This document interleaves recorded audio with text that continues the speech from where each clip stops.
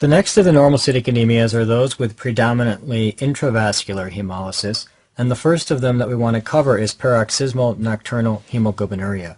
I actually prefer to explain this in my own words, and then I'll walk you through the slides. So let's just take a blank screen for a second and remind ourselves of a couple points. First of all, the red blood cells, they live in a very dangerous environment. They live right next to complement. Their neighbors are deadly. And so the red blood cell needs to be protected against complement. And in fact, this doesn't apply to the red blood cell only. It also applies to the platelets and the white cells as well. And so the red blood cells, in order to protect themselves against being destroyed by their neighbor, i.e. complement, they actually have a molecule on their surface, and that molecule on their surface is called DAF, decay accelerating factor. They also have another molecule on their surface which is called MERL, membrane inhibitor of reactive lysis. And so these two molecules, what they do is, were complement to get activated, if complement were to try to come anywhere near the red blood cell, these two molecules would inactivate the complement. DAF stands for decay accelerating factor, and it accelerates the decay of C3 convertase, for example. Now, it's important to then note that DAF and MERL are both connected to the red blood cell membrane by an anchoring protein called GPI. So this is GPI. And this anchoring protein is essential because it's what allows DAF and MERL to be expressed on the surface of the red blood cell. In paroxysmal nocturnal hemoglobinuria, the problem is the patients get an acquired. Note that it's an acquired. It's not inherited. It occurs later in life. It's an acquired defect in the myeloid stem cell, and because there is a defect in the myeloid stem cell, GPI will not be present in all cells derived from the myeloid lineage. So, for example, the platelets will not have GPI, the red blood cells will not have GPI, and the white blood cells, in particular the granulocytes, will not have GPI. And because there is no GPI, there's going to be no DAF. And if there is no DAF, and there is no MERL, for example, then the cells will be susceptible to destruction by complement. And that's the problem in paroxysmal nocturnal hemoglobinuria, and that is that the cells are susceptible to complement destruction. Now, we're not done there. We've got to go one more step further and explain the name, paroxysmal nocturnal hemoglobinuria. In order to understand this, you have to go back and remind yourselves from physiology, when we sleep at night, we actually breathe shallow. And when our breathing becomes shallow, we retain carbon dioxide. And when we retain carbon dioxide, that then gives us a respiratory acidosis. Now, acidosis has the ability to activate complement. So at night, we are activating a little bit of complement. Of course, patients who have normal red blood cells and normal white blood cells and normal platelets would have no problem with this activation. They could simply protect themselves against that activation. However, in patients who have an absent GPI and don't have these protective molecules, they will be susceptible to complement-mediated damage in particular, or classically when they're sleeping at night.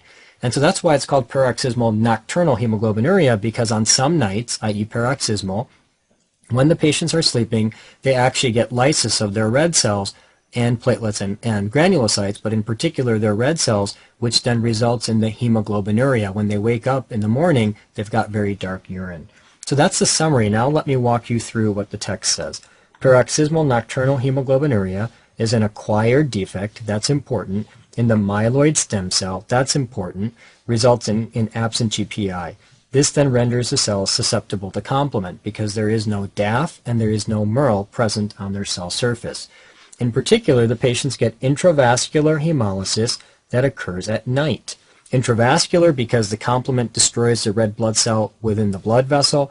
At night because that's when complement gets activated. Why does it get activated at night? Because there's shallow breathing resulting in a respiratory acidosis, which then results in activation of complement. And of course, the red blood cells, the granulocytes, and the platelets are all lysed because each of these cells are lacking the GPI linker molecule. This presents with intravascular hemolysis, so the patients present with hemoglobinemia. If you were to look in their blood, you would see hemoglobin. Some of that hemoglobin will leak out into the urine, giving you hemoglobinuria. And also, some of the hemoglobin in the urine will be taken up by the tubular cells in the kidney, and as it piles up in the tubular cells of the kidney, it'll pile up as hemosiderin. Now, eventually, the tubular cells of the kidney will be sloughed off as they turn over, and that'll give us hemosidenuria. But that will be seen days after the hemolysis, so it won't be seen with the acute episode, but it might be useful if you're suspecting hemolysis and you want to check for it days after the event occurred. One way by which we can screen for this disease is to introduce sucrose into the patient's serum. When we introduce sucrose, that activates complement, and that could then destroy the red blood cells in a screening test. A confirmatory test would be to acidify the serum. If you acidify the serum, you would activate complement, which would then also confirm the disease. Nowadays, the more recent test, and the test that's more often used in laboratories today, is to look for a lack of CD55 on the surface of the red blood cells. If you have red blood cells and you want to see whether they have CD55, an important thing about CD55 is that it uses GPI as a linker molecule. So if there is a population of red cells in the patient that lack CD55, that would be a way by which you could prove that the patient has paroxysmal nocturnal hemoglobinuria. And CD55 really is DAF, so that makes sense because DAF was the whole molecule that we started this discussion with. The main cause of death in patients is thrombosis. The idea here is that the complement's going to destroy the red cells, the platelets, and the granulocytes. And so when it destroys the platelets, the fragments of the destroyed platelets can actually go into the circulation, and that can activate the coagulation cascade, resulting in thrombosis. And so that's the main cause of death. And so examiners love to go after it because it really tests you on two principles. One, you need to remember that the platelets are also lacking GPI.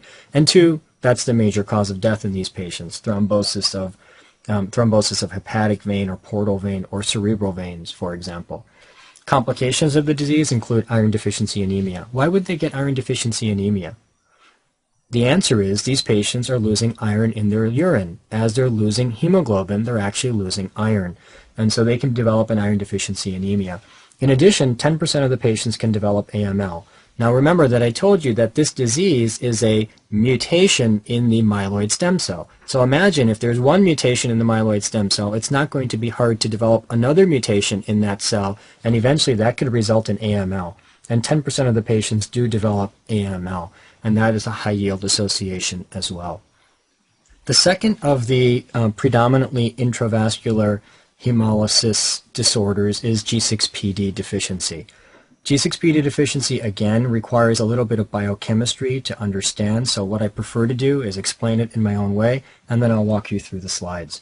When you think about G6PD deficiency, what you need to understand is that the red blood cells, they live in an environment of oxidative stress.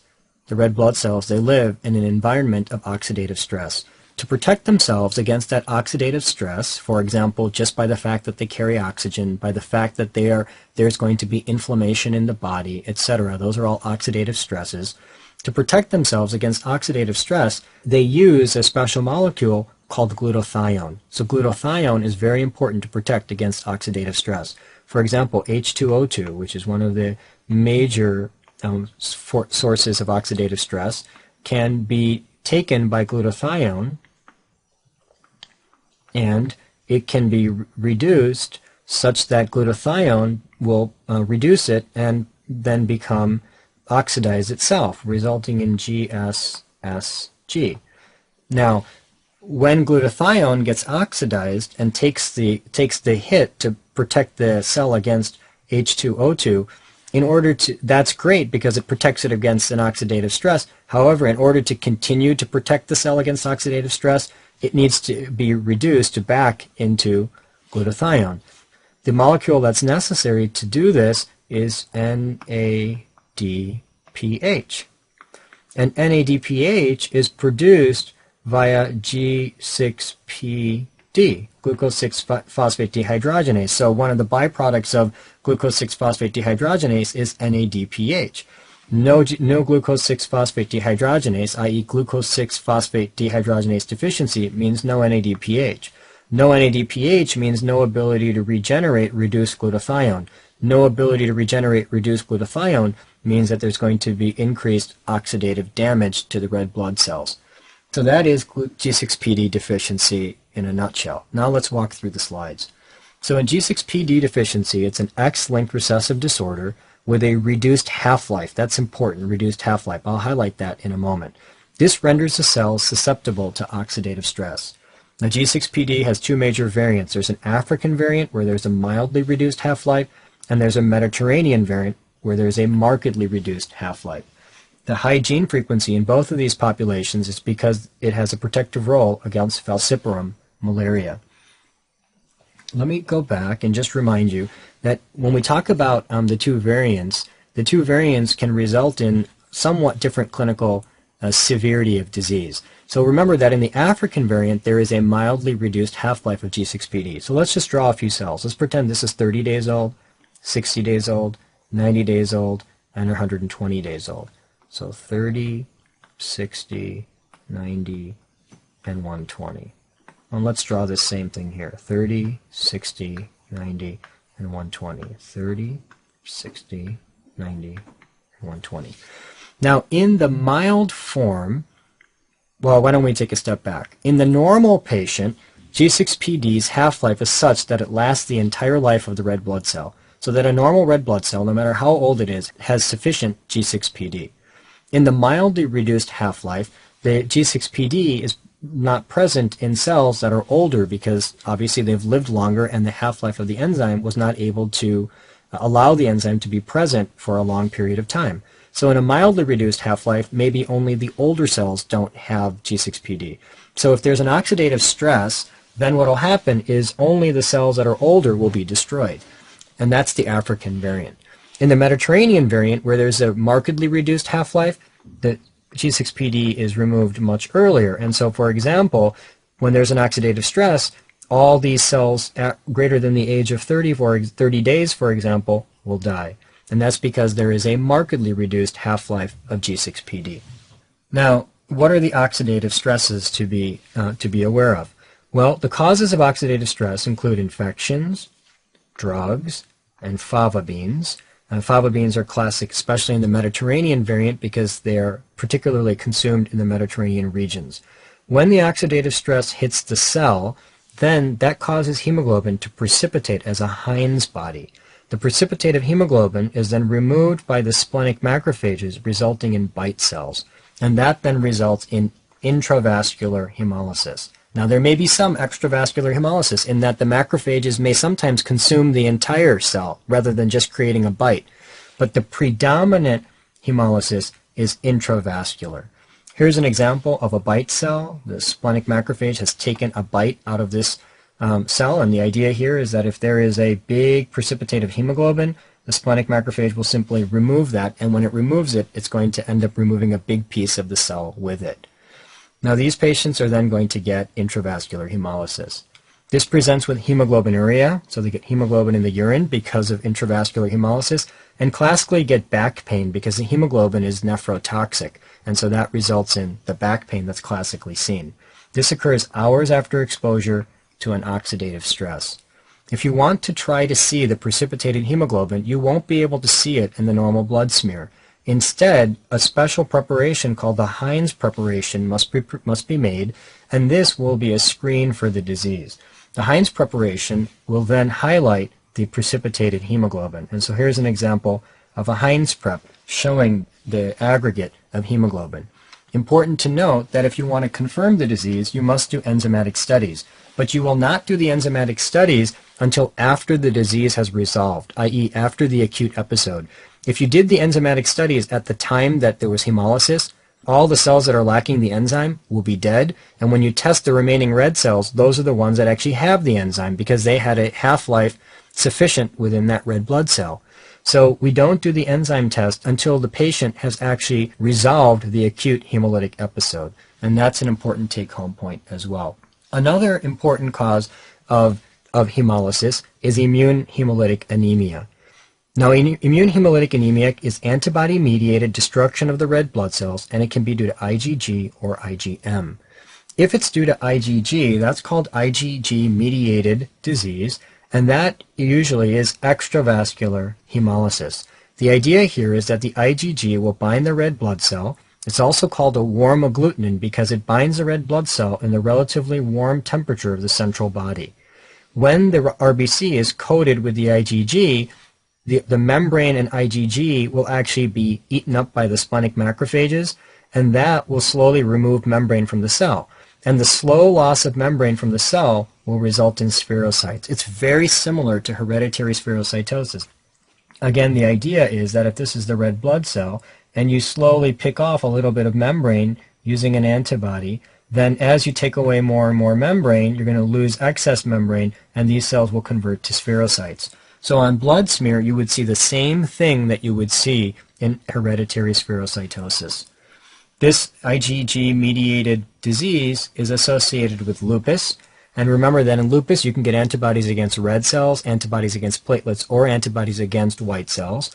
It's also associated with CLL. In chronic lymphocytic leukemia, one of the complications is that the patients can actually develop an autoimmune hemolytic anemia, usually IgG, and it's also associated with certain drugs. Now, when it's associated with drugs, there's a couple ways by which those antibodies can actually cause destruction. One way is that the drug can actually attach to the red blood cell membrane, and that occurs, for example, with penicillin, and then the antibody will bind the drug membrane complex, and that will then allow for removal of pieces of membrane. Another way is that the antibody is that the drug can actually induce production of autoantibodies itself, i.e. the drug causes the production of autoantibodies. An example of that would be methyl dopa, and those antibodies then bind antigens that are present already on the red blood cell. So that's a couple mechanisms of how drugs might result in autoimmune hemolytic anemia. The treatment is going to be to remove the drug if it's indeed caused by a drug, steroids to slow down the production of the antibody, IVIG, this is IV immunoglobulin, and the idea here is that if you give IV immunoglobulin, the splenic macrophages will eat the IV immunoglobulin instead of eating the immunoglobulin attached to the red blood cells. And so IVIG is like throwing a stick at a dog so that it runs the other way. You throw a stick at the spleen so it starts eating the IVIG instead of the red blood cells. It buys you some time. And then splenectomy could be performed because there would be two benefits. Number one, it removes the source of antibody. And number two, it removes the source of destruction because it's predominantly the spleen that's eating those antibody-bound red blood cells. And so that's a little bit about treatment. Of course, splenectomy is the last resort. IgM-mediated disease usually involves intravascular hemolysis, and the idea here is that IgM binds RBCs, usually in the colder temperature of the extremities, for example, the fingers and the toes.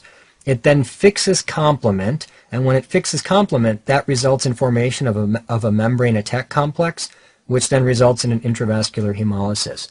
Now, this is associated with two very high-yield concepts. Number one, Mycoplasma pneumoniae. Patients with Mycoplasma pneumoniae can subsequently develop an IgM-mediated intravascular hemolysis, which would be autoimmune, and also it can be seen with infectious mononucleosis. So those are a couple of high-yield associations for IgM-mediated autoimmune destruction of red blood cells. The Coombs test is what is used to diagnose immune hemolytic anemia. There are two types of Coombs test. There's a direct and an indirect. The idea in the direct Coombs test is that you're asking the question. Remember, whenever you do a test, you're asking a question. And so what's the question in this test? The question is, do I have red blood cells that are already bound by IgG?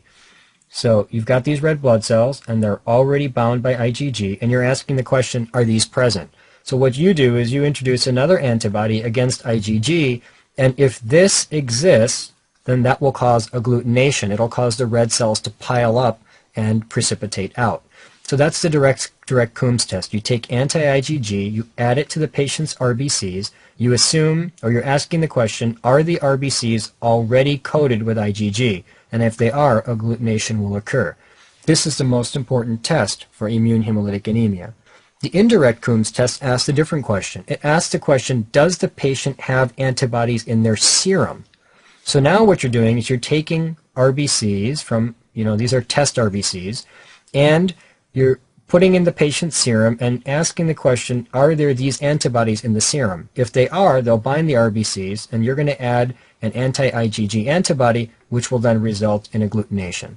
So the direct test asks the question, do I have red blood cells that are already coated with antibody?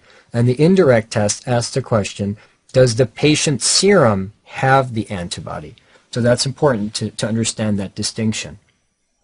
Another way by which we can get intravascular hemolysis is called microangiopathic hemolytic anemia.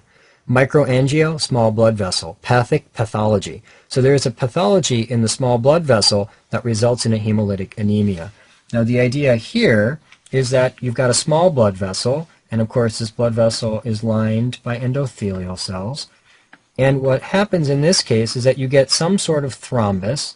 It could be a platelet thrombus, it could be a platelet plus fibrin thrombus, which blocks the blood vessel partially so that when the red blood cells go across this blood vessel, they get sheared and they develop into cells that look like this, which are called schistocytes. And schistocytes are the hallmark of microangiopathic hemolytic anemia. Now, microangiopathic hemolytic anemia can be seen in a few circumstances. The first would be TTP, thrombotic thrombocytopenic purpura. And in this particular case, you get platelet thrombi, and it's due to the fact that the patient lacks an enzyme called ADAMS TS13. We've discussed this in detail in our coagulation lecture, so I won't repeat it here, but you can refer back there if you need to. In HUS, which is sort of the sister disease, you also have platelet microthrombi, but in hemolytic uremic syndrome, i.e. HUS, it is due to a toxin produced by E. coli 015787. Again, we've also covered this in our previous discussions. In DIC, you get platelet plus fibrin thrombi, and the platelet fibrin thrombi would then again result in schistocytes. We've covered that previously. And in a fourth scenario called HELP, hemolysis, elevated liver enzymes, and low platelets, a pregnant woman can develop the microangiopathic hemolytic anemia within the liver due to the production of these thrombi as well. And we'll discuss that in more detail when we do the gynecologic lectures. But the idea here is that you've got a small vessel pathology that results in the production of schistocytes and a hemolytic anemia. We can also get loss of red blood cell within the vasculature with prostatic heart valves, and that's because the valves crush the red blood cells, destroying them, and with aortic stenosis. The calcified degenerative valve will also, again, crush the red blood cells and destroy them. So these are some circumstances in which patients might get a hemolytic anemia inside the blood vessel.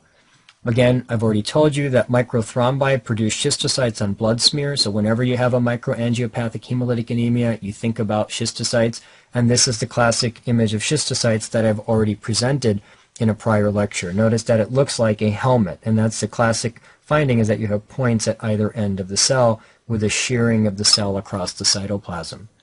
Another way by which red blood cells can be destroyed is malaria. Malaria results in infection of the red blood cells and the liver with Plasmodium, and it's transmitted by the Anopheles mosquito, and that's important to know as well. This is the classic finding. We will see little fragments of, or little organisms, malarial organisms present within the red blood cells. It's important to note that what causes the hemolysis is that the RBCs rupture as part of the Plasmodium life cycle, so that each time the Plasmodium undergoes its life cycle and begins to reproduce, eventually it'll cause rupture of the cell. What's interesting is that the rupture of the cell will result in fever, so that, for example, with Plasmodium falciparum, the patients get daily fever, whereas with Vivax and Ovale, they get fever every other day. So again, just allowing you to remember that in malaria, patients would also get a predominantly intravascular hemolysis.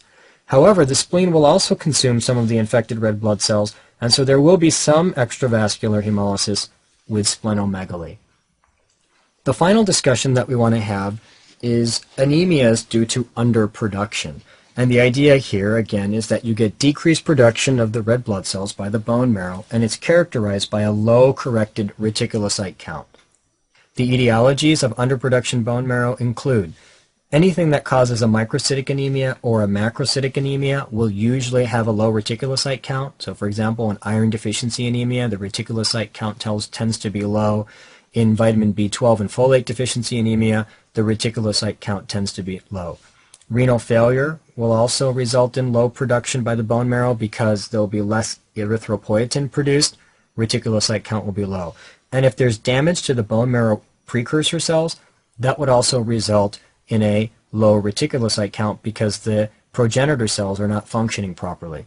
One classic example would be parvovirus B19. We've talked about it several times already. This infects the progenitor red cells and then stops erythropoiesis, which then results in anemia, predominantly when there's pre-existing marrow stress. So you and I, if we got a parvovirus B19 infection, would probably be relatively asymptomatic, but a patient who's highly dependent on their reserve of bone marrow would show signs even with a minimal knockdown of their erythropoiesis or in particular their production of red blood cells. The treatment's supportive because parvovirus B19 is self-limited. Usually within a week to 10 days the infection begins to resolve.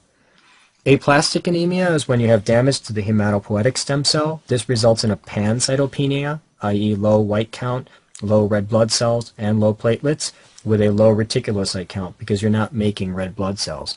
Etiologies include drugs and chemicals. There are some drugs and chemicals that can classically result in aplastic anemia. Viral infections can also do it, and last cause would be autoimmune damage. When a biopsy is performed in this particular case, the classic finding is that there is an empty marrow. This is the bone marrow, here's a spicule of bone, and all we see here is fat. Each of these circles represents adipose tissue or fat. And notice that there are basically no hematopoietic elements in this marrow space. So that's aplastic anemia.